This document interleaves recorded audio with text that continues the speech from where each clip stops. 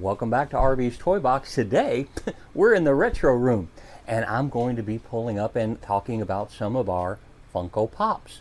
Now, that being said, I was in a store here not too long ago, an antique store downtown, and I was talking to the proprietor about some of the things that we have here at RB's Toy Box. And we started talking about Funko Pops, and he was pretty adamant about the fact that we don't allow Funko Pops in our store. So that got me thinking, what's the big deal about Funko Pops? Today I'm going to give you my opinion on Funko Pops and why I think they're a valued collectible item. Stay tuned and roll that new intro. 1, 2, 3, go!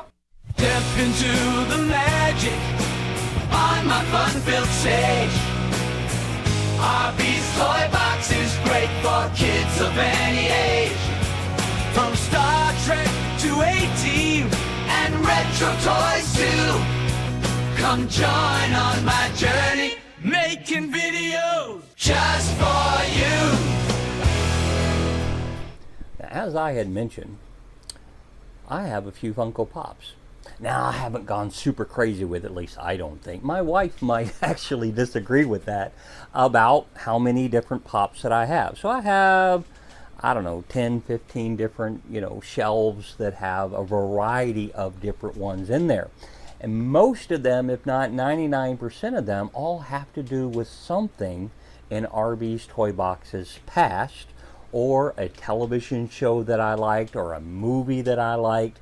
And honestly, there's very few in RB's Toy Box collection that I got because they were collectible, right? I don't buy and sell my Funko Pops to have some type of, investment in that particular sense. I get Funko Pops for the same reason as I get everything else in RB's Toy Box, because it has some type of collectible meaning to me. And that's what I want to talk to you about today with Funko Pops. Now, I get it that there's a big movement out there, and people have said, the death of Funko Pops, and I will agree. There's a lot of them out there that are very much overpriced. But I mean, you can pick up a good deal from time to time. But again, I don't buy Funko Pops just to buy them. I have several of them, like this one. I got it because it was so cute, and then it has a smell to it. It smells just like a slushie, right? Slushies we used to get at 7-Eleven back in the day. The Play-Doh and the little My Glow worm, that my kids had when they were kids, or little kids, or littler kids, and other things. I had the full collection of, the Muppets Christmas Carol, which is a movie that we watch as a family tradition with my family years and years and years and years now. That's one of the ones that we watch. So when I was at a game shop and I noticed that they had come out with those, because I don't follow them as far as Funko Pops and keeping up with trends or what's coming out or releasing, when I go to a store that has them and I see one that I think is really cool, if it's affordable, I get it. Now, there's some of them not so affordable. My wife, for example, loves Figment. And the Figment ones, I guess they came out many, many years ago. So the Figment ones are going for like $100 a piece, which is kind of pricey. But I got one from my wife for Christmas. She really, really wanted it because it was really cute and she collects Figment. So I got it for her because that's what RB's Toy Box does. But there's others in here that honestly I picked up dirt cheap. I have a couple of friends that have different stores that sell Pops and go in there when they're doing clearance sales. And if you want a secret here from RB's Toy Box, keep your eyes open on Target and Walmart, because especially right after Christmas and stuff, they get rid of this stuff cheap. I mean really cheap. And then you turn around and some of these vendors are selling them in the mall, in like antique malls and stuff, for $70, $80, $100 for something that was on clearance a few weeks before for like $13, $14. A great example of that are these, which you may have seen in different places. And I have a couple of different sets of something similar to this. But I mean, what a great little cool collectible with the album and everything with it. I picked these up on clearance at Walmart for like $12 or $13. If you go just about anywhere, including eBay right now, they're like $125, $140, $150. Really, really pricey. So I have a couple of those in different places. I got stuff from Clue. I have some 80s memorabilia music. And this also goes back to one of the things that I think Funko Pop does well is the same thing, wait for it, as Playmobil's doing and Playskool is doing and other companies that realize that there's some folks like us that's a little nostalgic and we want something that reminds us of our childhood or reminds us of our past, or a better time if you want to look at it in that particular sense. Everybody's got a story to tell. I'm not going to get into that here today, but I can tell you that there are some fond memories for some of these things that are fond to me.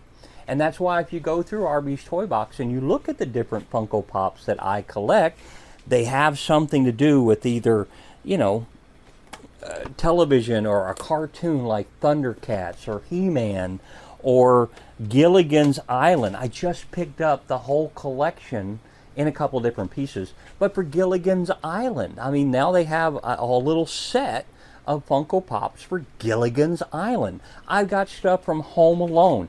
I've got these cute little breakfast cereal ones, and I mean, some of them you can even open them up and smell them. It's totally cool. And I've got some other ones for Disney related things like Mary Poppins and stuff like that, to where, again, these are ones that maybe meant something to me.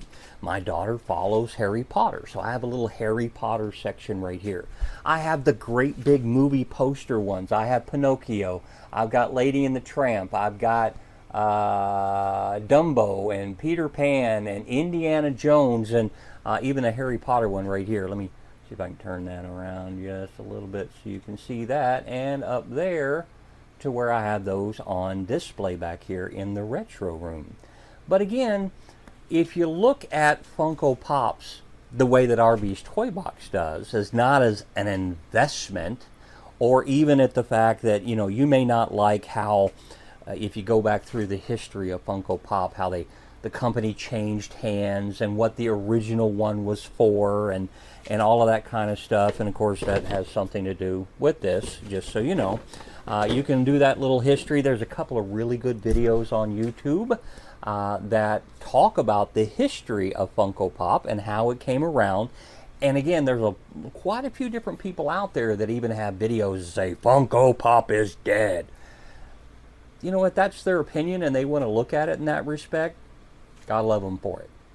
But if you're not getting Funko Pop as an investment, and instead you're getting them as a way to remind you of something that took place in your past, again, like I do here at Arby's Toy Box. I've got, I don't know if I showed this one or not, I got Flash Gordon here, I've got Cyndi Lauper, I've got Michael Jackson with 2 or 3 different ones that you have with Michael Jackson. I got Elvis Presley over there on the other side of the island. So I've got quite a few things, and if you watch my walkthrough video, you'll see some of those pops in different places.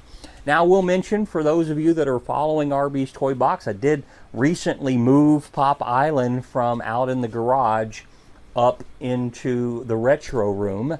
I just didn't like having them. You know, I want to be able to have them close here. So I moved one of the repair centers that I have. I call it a repair center, basically just where I go in there and work on electronics.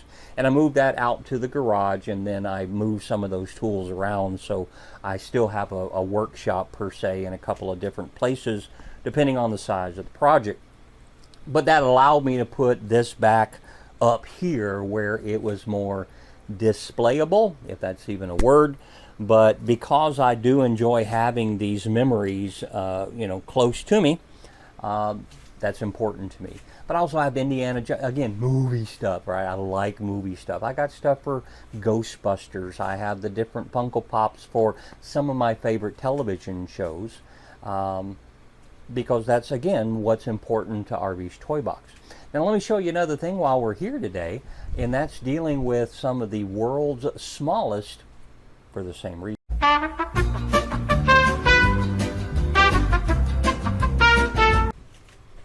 Now, if you think about it, it's kind of the same reason when you're dealing with something like this, with the little world's smallest, and these things, I don't want to say that they're dirt cheap, but I mean, you can pick them up for like $8 or $9 just about anywhere.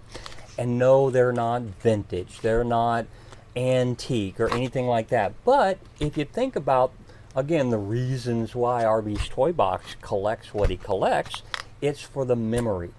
And to have something that is a reminder of something, I don't have a problem with having it that it's not perfectly vintage or perfectly antique, but it's something that reminds you, of Care Bears, right?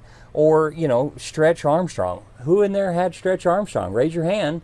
Well, guess what? Try to find Stretch Armstrong on eBay for less than $100 that isn't dry rotted or crappy. Well, you can get one of these and just a reminder of a cool toy you had when you was a kid, especially when you can't afford the original real toy that you had when you was a kid.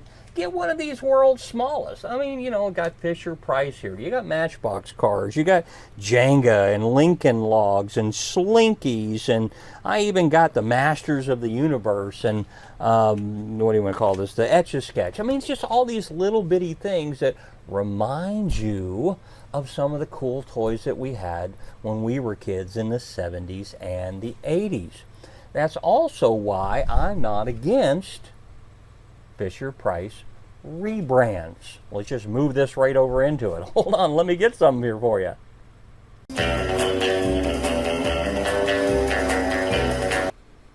This is the kind of stuff that I'm talking about. So you got Fisher Price in like between 2007, 2010, some into 2012, did a re-release of their patented products that they had, stuff that just about everybody that watches RV's Toy Box had in one way, shape, or the other.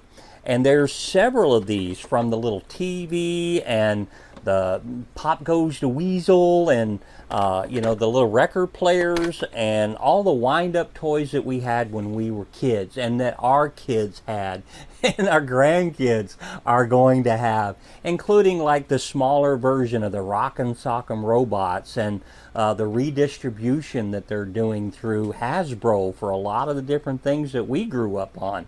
They're doing a release with G.I. Joe and a couple of other things.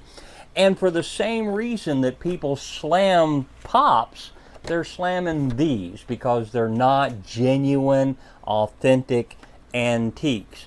And I will admit, in some cases, they do make them a little cheaper than they did back, in the 70s when this was released. But what's more important to you? And that's the question that everybody has to answer on their own. I'm sure I'll get some hate mail down below. But what's important to you? And feel free to, tell me that down below. Is it has to be authentic and from the 70s to where a 70s kid actually touched and played with it and somehow preserved it? Or is it more important for you to have something, maybe that's a little newer, that followed the exact patent in many cases, to where if you put them side by side, there's almost no way to tell, that's going to be something that you can see, you can touch, you can preserve. Now that we're older and we know how to do that, we'll preserve these for the next generation. And there's even some things that you can do with repurposing. I have several videos on, stuck on stickers with the McDonald's play set, right, with Playskool, which Playschool's doing a lot of re-releases as well. So I guess that's the gist of this whole video is, where do you stand when it comes to collectibles? Is it okay to get something like Pops or, the world's smallest, or something from Fisher Price that reminded you of something that was very special in your childhood, but maybe is not the exact same thing as you had when you were in your childhood? And from a budgetary standpoint, you can either get something like this for $80 or $90 in an extremely good condition, or you can get the rebranding from 2007 to 2012 for this particular type of line for $20. And in some cases, in the package, brand spanking new, never being touched, right? So that's the advantages that you have with some of these repurposing, and even how to revisit some of the memories that you had when you was a kid. So feel free to like and subscribe down below. We are just pushing into 1,000 people that have chosen to follow RB's Toy Box. And from the bottom of my heart, thank you. That is so awesome. I'm kind of looking forward to saying hello to the 1,000 person who joins the channel and says hi. But we are so tickled that we've got so many people that have a like passion, like RB's Toy Box, that you're following what we're doing here. And, you know, like I said, give me a good like, give me a hello down below in the comments, and make sure you're telling other folks about what we're doing here at RB's Toy Box, showcasing things here. And for all of my fellow collectors that are out there, hey, we'll see you soon. Step into the magic on my fun-filled stage. RB's Toy Box is great for kids of any age. From Star Trek to 18 and retro toys too. Come join on my journey, making videos just for you.